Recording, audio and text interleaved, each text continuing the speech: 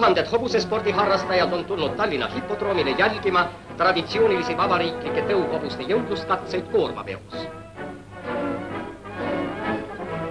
27 Nõukogude Eesti parimat hobust võttis osa 1949. aasta maksimaalseist jõudluskatseist.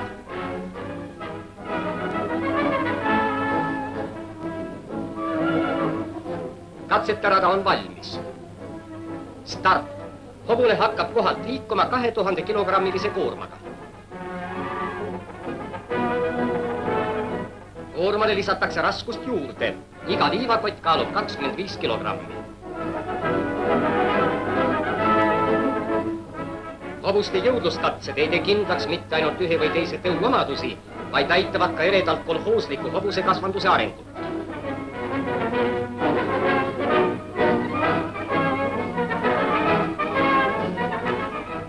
Kottide arv ja hobuse poolt läbi käidud maa registreeritakse hoolikalt.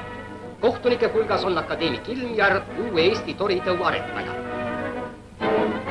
Absoluutseks võitjaks jõudluskatseist tuli tõuda Kirgo tori hobuse kasvandusest. Tema koorem 7815 kilogrammi.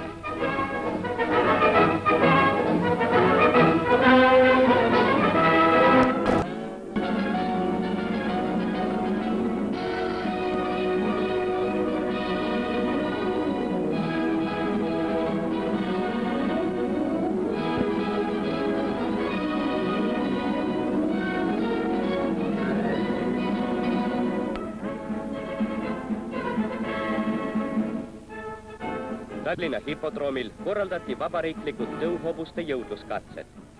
Võistlusest võtavad osa parimad tõuhobused riiklikest hobusekasvandustest ja kolhooside tõufarmidest. Enne jõudluskatsete algust toimub võistlevate tõuhobuste arstlik läbivaatus.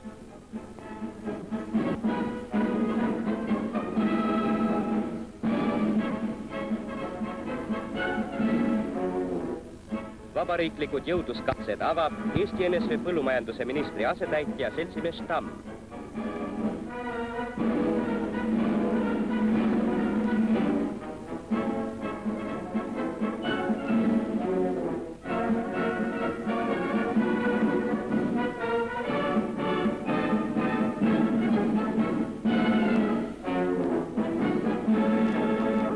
Üha lisatakse koormale uut raskust, et kindlaks teha hobuse maksimaalset veojõudu.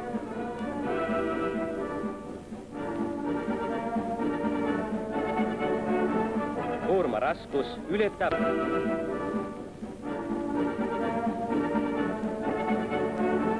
Koorma raskus ületab 7,5 tonni. 2 veoautot läheb tarvis selleks, et tagasi viia koormat, mida suutis vedada üks hobune.